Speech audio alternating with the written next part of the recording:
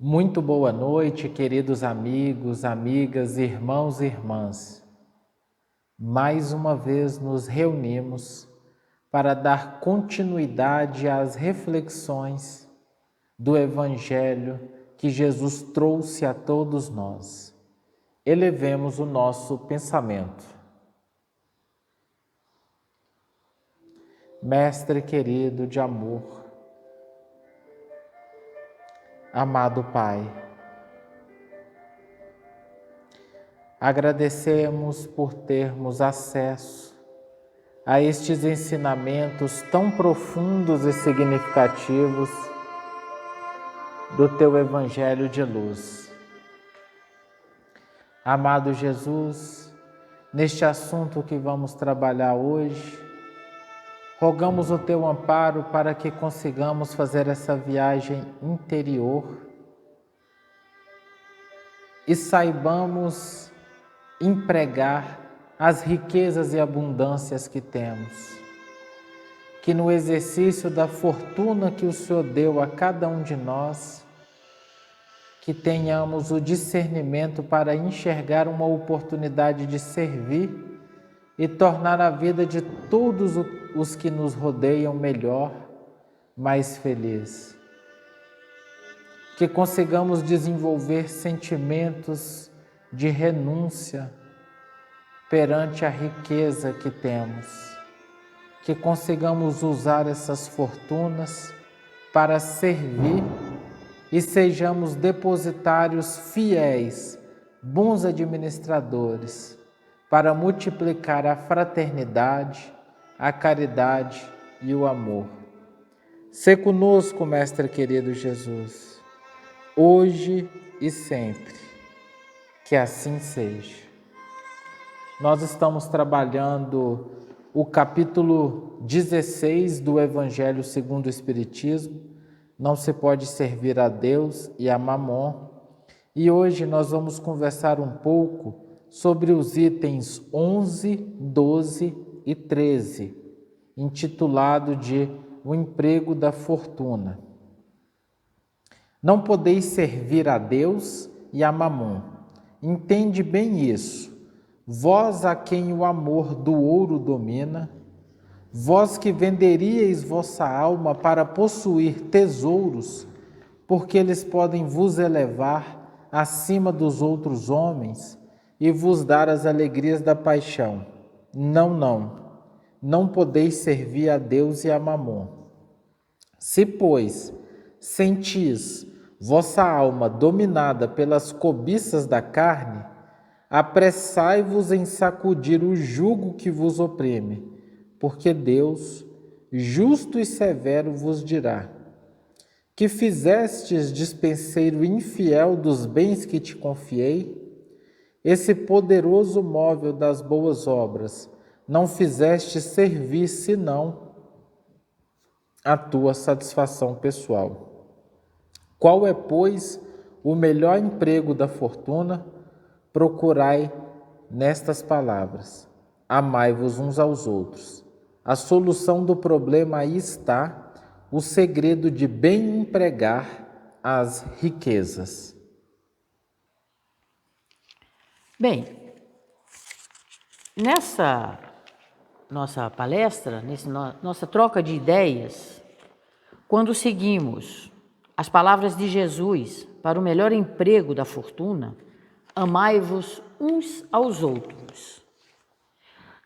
No Livro dos Espíritos, na pergunta 814, Kardec se refere à espiritualidade perguntando: por que Deus deu uns riqueza e poder e a outros a miséria? E a espiritualidade responde: para experimentar cada um de maneiras diferentes. Aliás, vós já o sabeis. Essas provas não foram impostas, foram os próprios espíritos que escolheram, e muitas vezes elas fracassam. E aí na pergunta 815 ele reafirma: qual das duas provas é a mais terrível para o homem? A miséria ou a riqueza? Tanto uma como a outra, porque a miséria provoca lamentação contra a providência divina e a riqueza estimula todos os excessos. Mas aqui Jesus se refere como amai-vos uns aos outros, não é a fortuna moedada. É a fortuna que ele nos dá como talentos. Ele é bem claro na parábola dos talentos, quando o Senhor dá a um 5 talentos, a outro 3 talentos e a um talento. Através do desenvolvimento das virtudes, eles devolvem os talentos multiplicados, sendo que o último, que ele deu um só talento, enterra o talento. Bom, nós nos referindo assim à fortuna, podemos citar um exemplo. Quando uma pessoa vai num shopping, compra um eletrodoméstico, vai numa concessionária, compra um carro, daí você tem bônus, você tem X de bônus para aquela compra. E você tem um período de garantia, voltando ao amor divino. Você chega aqui nessa encarnação e aí você tem um bônus. São talentos que ele nos concede. E o tempo de garantia? É a nossa vida. Porque quando alguma coisa falha, nós podemos recorrer ao Pai, ao Criador. E os bônus, nós podemos multiplicá-los. A aplicação da fortuna que mais agrada a Deus está na caridade plena do amor. Não a caridade egoísta, não aquela caridade que você dá achando que está ajudando e cobra. Poxa vida, essa pessoa, essa família que eu tenho ajudado muito, dei um peixe, já comeram peixe, já querem outro peixe, parece que ninguém trabalha, então faça o contrário, ensine a pescar. Não cobre o que você deu, não humilhe quem recebeu, erga quem precisa. Ensina a pescar, dá a ideia de uma varinha. Quem sabe a pessoa pega o carinho da pescaria e multiplica. Amanhã ou depois você chega, ele está com uma peixaria, não só para o sustento da família, mas como para o seu próprio lazer, o seu conhecimento, o seu talento foi aumentado. Quando você cobra, a pessoa vai olhar para você com raiva, com ódio. Mas quando você ensina e passa-lhe o conhecimento sem a humilhação, para que ele desenvolva a virtude, ele vai te olhar com gratidão. Porque a beneficência é o campo onde mais se pode empregar a fortuna. A gente já ouviu falar naquele ditado que diz: é mais fácil um camelo passar pelo buraco de uma agulha do que um rico entrar no reino de Deus. E é verdade, porque a riqueza estimula excessos, e excessos, muitas vezes, são arrogâncias, sabe? São discrepâncias de uns para com outros.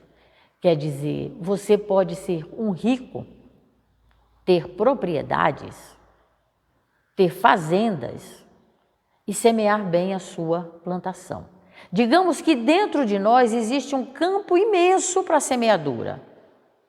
Aí Deus nos concede alguns talentos que, com benevolência, com caridade, no exercício do amor ao próximo, nós plantamos, nós semeamos, fazemos uma boa semeadura. O campo frutifica. Nosso bem-estar cresce, floresce, amadurece e você, aproveitando, resplandece. Esse é o que Deus espera da gente. Porque muitas vezes nós escondemos os nossos talentos, nós não multiplicamos. E Deus não condena a riqueza de ninguém. Ele nos dá, inclusive, como usufruto, talentos que nós podemos desenvolver da melhor forma possível. Mas funcionamos aqui como usufrutuários desses talentos. Porque Ele nos concede a riqueza para que nós possamos, através dela, nos transformarmos e não apresentarmos sempre a mesma performance. Você fica 300 encarnações, ele muda seu corpo, ele muda seu jeito de ser, ele muda seus talentos, mas você continua o mesmo, você não muda. Então ele não condena quem é rico porque ele deu condições de ser rico. Ele condena o mau uso que você faz da riqueza. E ele não condena, ele simplesmente não compartilha, mas ele abraça o infeliz que não soube usar os seus talentos. Porque Deus não compartilha o mau uso que você faz, mas ele te orienta para um novo uso do que ele vai te recompor. A fortuna moedada, ela é adquirida. Talvez você nasça numa família rica, uma família de posses, e talvez você faça a sua fortuna moedada pelo seu conhecimento, pela sua capacidade de trabalho, pela maneira como você vive, como você multiplica os talentos que Deus te deu, possa te dar uma fortuna moedada, mas para que você, com as suas sobras, ajude aqueles que ainda não têm esse conhecimento, sem humilhação, mas com devoção, com amor, com a gratidão de que o Pai me deu para que eu possa compartilhar com todos aqueles merecedores também de uma evolução espiritual. Isso é um talento muito bem recompensado. Você vai mudar o seu ser, você vai crescer, você vai ser melhor. Porque quando a gente faz o bem, a gente se sente bem. Quando trabalhamos no bem, nós crescemos. E nós multiplicamos. Porque a verdadeira fortuna é a que nos proporciona as virtudes que praticamos e das quais nos cercamos. E essas virtudes é que nos trarão um crescimento maior e melhor na nossa transformação moral. Porque tudo tem a ver com a nossa evolução. A nossa transformação tem a ver com todo esse capítulo, todo o Evangelho, todas as leis de Deus, porque a lei dele é bem clara. Amai a Deus sobre todas as coisas, de todo o teu ser, de todo o teu coração, por toda a tua vida, e ao teu próximo como a ti mesmo. Esse foi o questionamento que o doutor das leis fez a Jesus antes da sua Páscoa final, da sua crucificação. Ele questionou, perguntando a Jesus como faria para ter vida eterna. E Jesus diz: o que diz a lei e como tu as lê. E aí o doutor das leis, se achando o máximo do máximo, responde a ele: amai a teu Deus de todo o teu coração, em todo o teu ser, por toda a tua vida, e ao teu próximo como a ti mesmo. E Jesus responde: muito bem, faz isso e entrarás na vida eterna. Simples assim, não é? Então, se nós amamos ao nosso próximo como a nós mesmos, nós vamos fazer o que gostaríamos que fizessem a nós. Uma parábola de Jesus se encaixa com outra impressionantemente bem. Se a gente for ver cada detalhe de cada parábola, tudo quer dizer exatamente o que diz a lei. E de tantas as leis que inventaram na época, que se refizeram os doutores da lei, foram resumidas essas duas, que quer dizer absolutamente tudo. Por quê?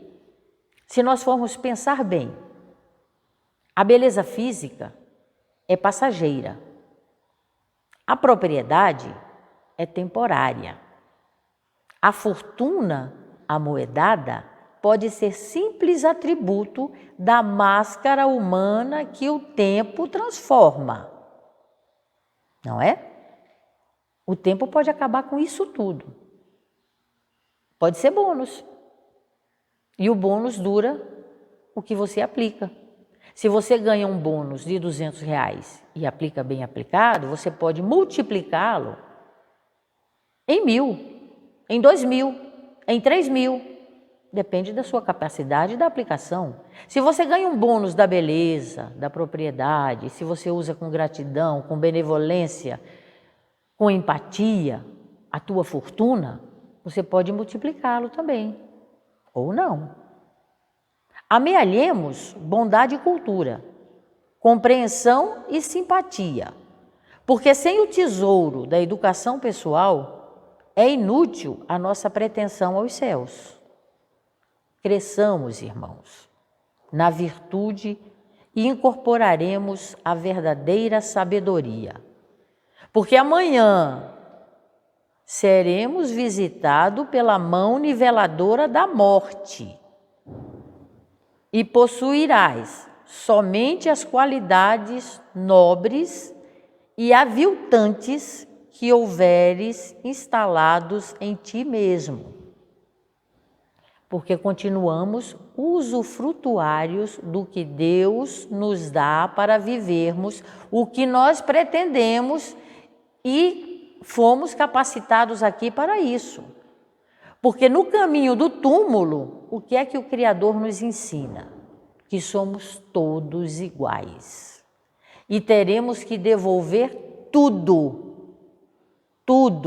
o que Ele nos deu como usufruto, inclusive o corpo.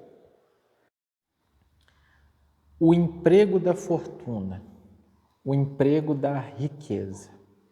Como a gente já vem conversando durante essas semanas, o emprego das abundâncias que temos, ele precisa satisfazer esse amai-vos uns aos outros. Todas as vezes que eu emprego as riquezas que tenho, e pode ser qualquer riqueza, a riqueza da inteligência, a riqueza do poder, a riqueza da influência, a riqueza de uma habilidade específica qualquer, em qualquer campo profissional humano.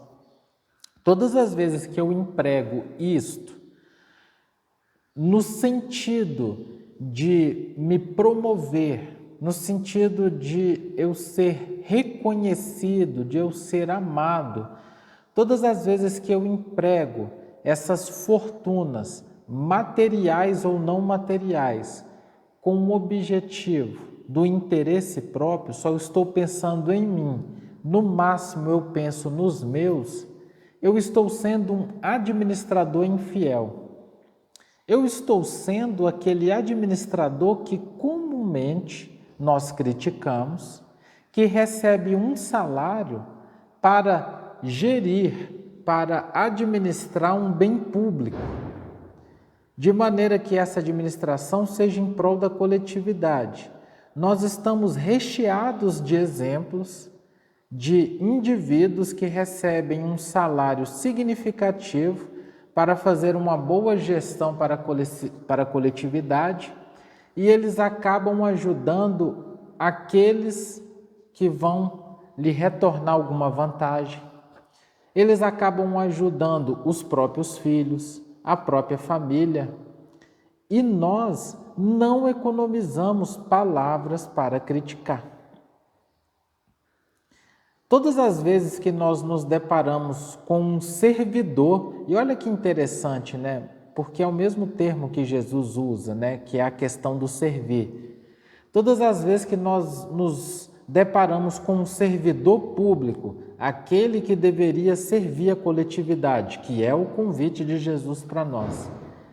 E esse servidor, na sua função, age em benefício próprio, nós o acusamos, nós o julgamos.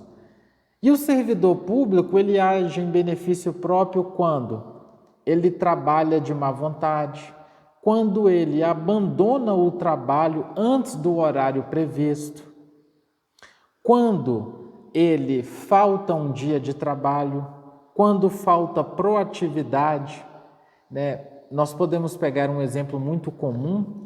Nós vamos muitas vezes numa repartição pública para resolver um problema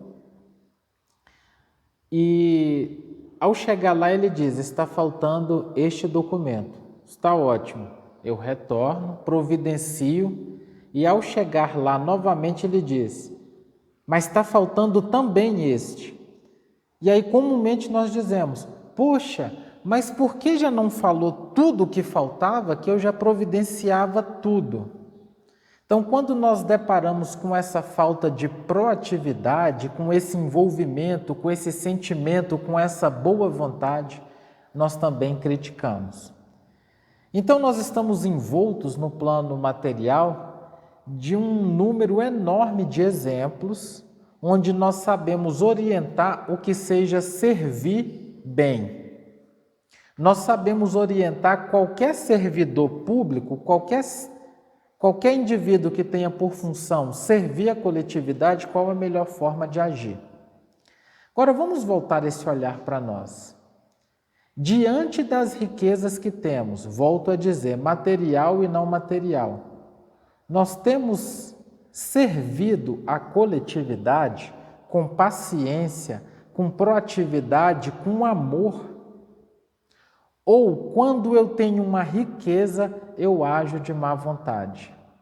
Se eu sou rico de paciência e encontro alguém que não a tem, como tem sido a minha conduta?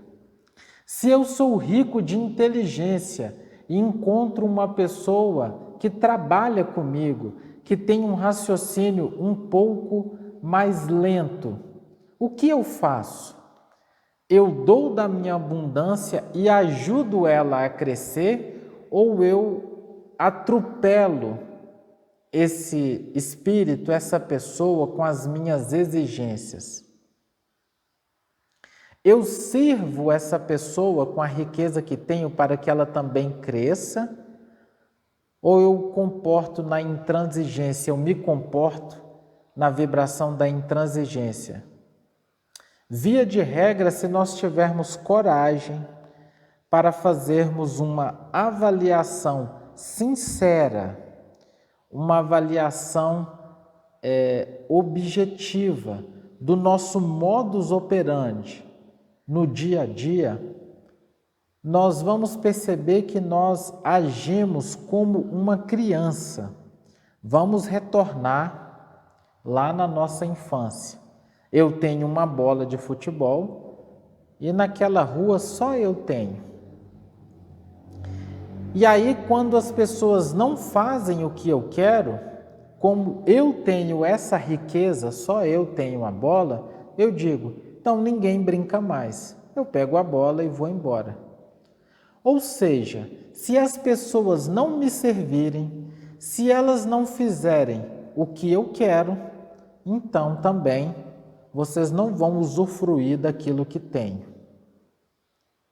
Volto a dizer, se tivermos essa coragem, essa sinceridade, essa grandeza moral de avaliarmos meticulosamente o nosso modo de agir, de sentir e de pensar, nós vamos perceber que em inúmeros momentos nós agimos de forma imatura, infantil, pueril, contrário àquilo que Jesus propõe para nós, que é, filhos, a riqueza que vocês têm é uma oportunidade que Deus concede para que na abundância vocês sejam administradores fiéis a espalhar amor, consolação, alegria e felicidade a quantos corações o cerquem.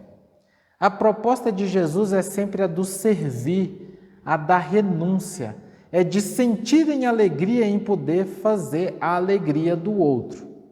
A proposta de Jesus é, que bom que eu tenho uma bola, vou levar alegria para todas as outras crianças da rua que não podem ter. E quando eu vejo todas as crianças brincando, jogando, se divertindo, aquilo enche o meu coração de paz e eu entro num estado de êxtase, de perceber que eu estou sendo um instrumento para levar alegria a todos aqueles corações. E dia após dia, aqueles corações ficam na ansiedade. Quando é que esse amiguinho vai chegar para trazer a bola para nós? E mais do que isso, quando a bola fura, eu retorno e fico pensando, meu Deus, como é que eu vou fazer para consertar esse furo? Eu preciso de dinheiro para levar em algum lugar para consertar essa bola. Preciso de juntar mais dinheiro para comprar uma bola melhor. Olha a diferença. E a gente passa a se nutrir dessa felicidade do outro. Este é o amor, que nasce dessa renúncia, que nasce do dar de si, de tornar a vida dos outros melhor.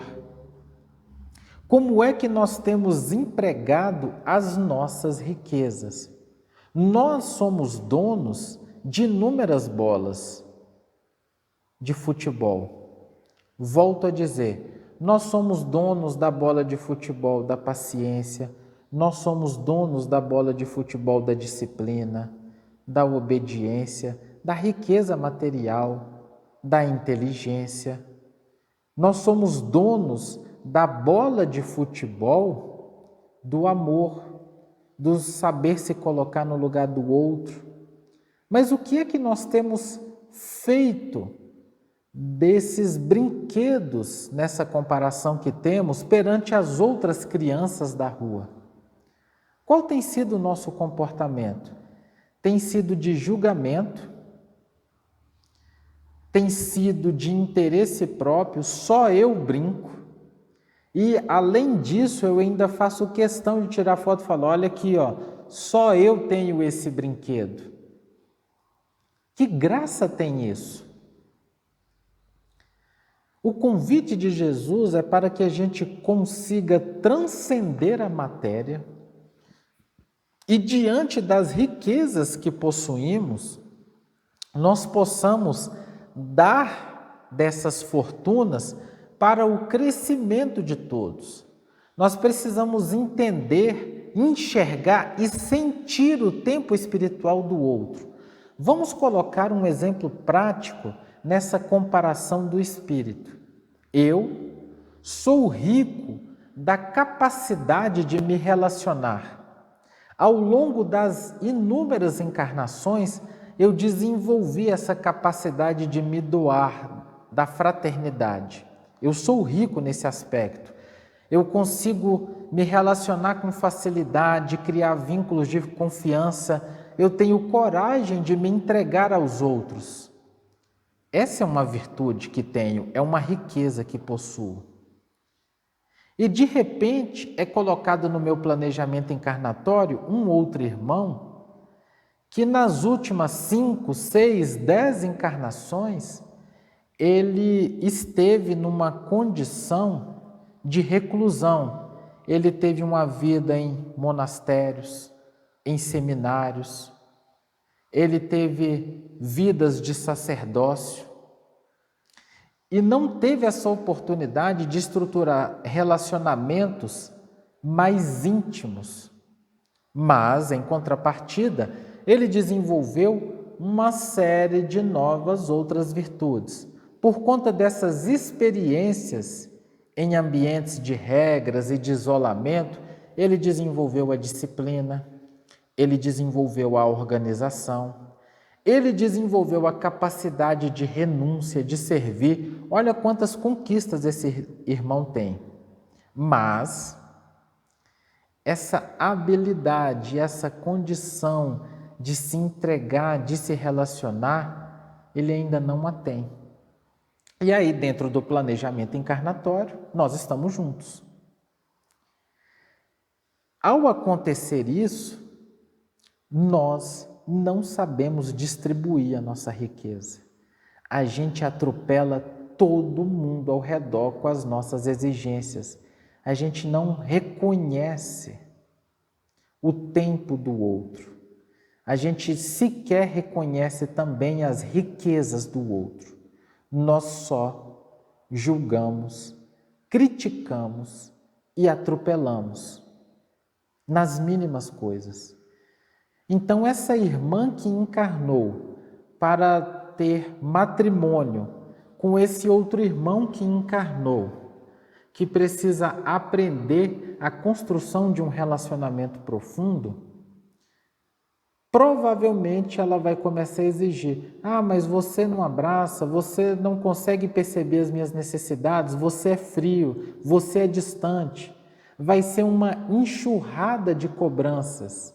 E às vezes ela não consegue perceber que esse espírito já está dando o seu melhor. Em contrapartida, esse espírito também começa a exigir: olha como você é desorganizada, você não cumpre nenhum horário, você é indisciplinada, você não faz as coisas no tempo correto, olha como as suas coisas, os seus objetos, eles ficam largados pela casa. E aí nós entramos nesse ambiente de briga, contendas, não entendimento.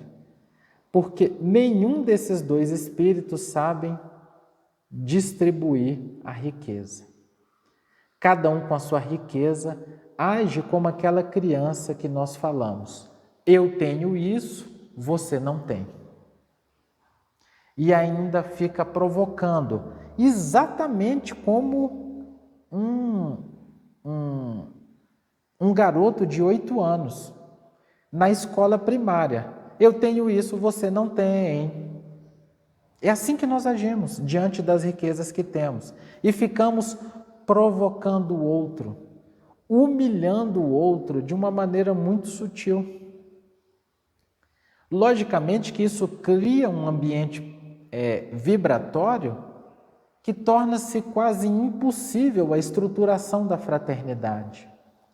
Então, esse emprego da fortuna é uma oportunidade, primeiro, para que a gente consiga enxergar as nossas riquezas, porque todos nós temos riquezas.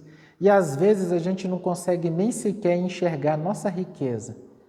Então, uma primeira proposta de reflexão é: vamos fazer esse exercício de enxergar a nossa riqueza. O próximo passo é enxergar a riqueza do outro, reeducar o nosso olhar, ressignificar a nossa percepção, para que ao invés de ficarmos focados em enxergar a dificuldade do outro, a gente veja as riquezas dele. E ao invés desse espírito ficar cobrando desse outro espírito atenção, que ele não sabe amar, por que não mudar esse olhar e começar a enxergar: nossa, olha como meu marido é organizado, disciplinado, e ele consegue se colocar em segundo lugar em tudo. Gente, como ele tem essa virtude do servir. Preciso aprender com ele. Já imaginaram o quão bom seria se as duas partes tivessem esse olhar e, de igual maneira, esse outro espírito olharia para a esposa e falava: meu Deus, como a minha esposa tem essa capacidade de se relacionar, de criar vínculos, que facilidade ela tem, como eu tenho dificuldade nessa entrega e estruturar relacionamentos mais profundos. Preciso tanto aprender com ela. Na experiência dessa humildade, onde um chega para o outro e coloca: meu amor, meu amigo, meu chefe, meu filho, preciso tanto aprender isso com você, como é que você consegue? A humildade, ela é fundamental para que a gente consiga espalhar, distribuir, compartilhar as nossas riquezas. Quando nós conseguirmos empregar as nossas fortunas materiais e imateriais para promover o crescimento do outro e para levar felicidade ao outro, quando nós conseguirmos empregar as nossas riquezas e fortunas em benefício de todos que nos cercam, e não só em meu benefício e dos meus, quando nós conseguimos espalhar essas benesses e entender que somos todos irmãos, o meu vizinho é meu irmão, o irmão que está sem comer na rua é meu irmão, todos são meus irmãos. Quando a minha fortuna quando eu me enxergar como esse administrador que tenho por função ser esse servidor público, aquele que serve a coletividade, e eu devo fazer todos felizes e levar paz a todos, eu terei entendido o que Jesus trouxe até nós. Mas acima de tudo isso, eu alcançarei aquilo que todos nós estamos buscando há milênios, a felicidade.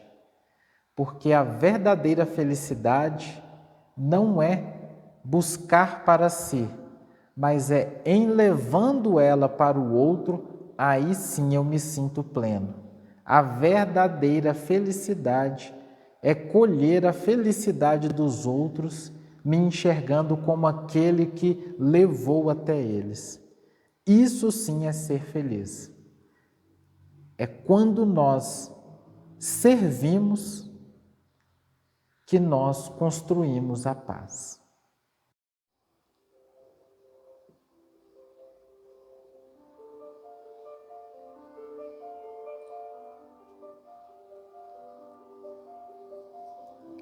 E é neste clima de benevolência que emana nesta casa de orações, que venho agradecer a Deus pela permissão de estar aqui hoje, contribuindo, juntamente com a orientação do irmão Gabriel e da espiritualidade de luz que se manifesta nesta casa, pelo conhecimento que tenho adquirido através dos estudos que essas equipes nos orientam e nos conduzem. Agradeço a Deus, a Jesus por nos abraçar amorosamente, a espiritualidade que desponta em cada canto e recanto desta casa, ao irmão Gabriel, pela sua luz e orientação para conosco, para que tenhamos uma vida melhor, transformadora, um verdadeiro amor, através da caridade, da sabedoria, da justiça divina, em forma de amor pleno e absoluto, para que possamos levar a cada um dos nossos próximos o carinho e o amor que Jesus nos ensinou, sendo Jesus Cristo nosso modelo, guia e referência, que a todos nos ampara em sua imensa bondade. Desejo a todos que nos escutam, a todos que aqui comparecem, encarnados e desencarnados, para receber o verdadeiro fluido do amor divino. Que tenhamos uma boa semana, que tenhamos uma bela pátria, que Deus nos proteja. A minha imensa gratidão por estar nesta terra de Ismael, para que possamos receber a era nova que está chegando. Que tenhamos a compaixão divina por que e para que estamos passando.